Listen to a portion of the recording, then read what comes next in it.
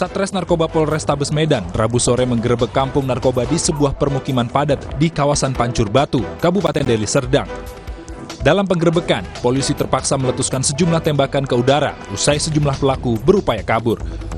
Polisi menangkap 17 orang, 2 diantaranya pengedar narkoba karena ditangkap saat menjual narkoba kepada polisi yang menyamar sebagai pembeli. Penggerebekan kawasan ini sendiri sempat mendapat hadangan dari warga yang meminta polisi membebaskan para pengedar narkoba. Selain barbuk narkoba, polisi juga menyita dan memusnahkan 2 mesin judi di lokasi penggerebekan.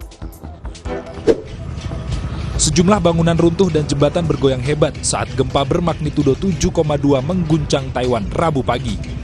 Gempa yang berpusat sekitar 18 km selatan kota Hualien menyebabkan sejumlah bangunan bergoyang hebat.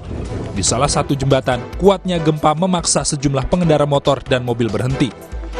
Pengendara motor tampak berupaya menahan diri agar tidak terjatuh.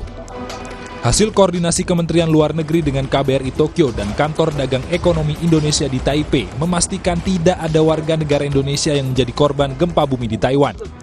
Namun KDEI Taiwan mengimbau agar WNI di Taiwan khususnya wilayah Hualien mewaspadai potensi gempa susulan. Presiden Jokowi memastikan keempat menterinya akan memenuhi panggilan MK dalam sidang sengketa Pilpres hari Jumat nanti. Presiden mengarahkan kepada para menterinya untuk menjelaskan tugas dari tiap-tiap kementerian terkait pembagian bansos saat tahapan Pilpres berlangsung.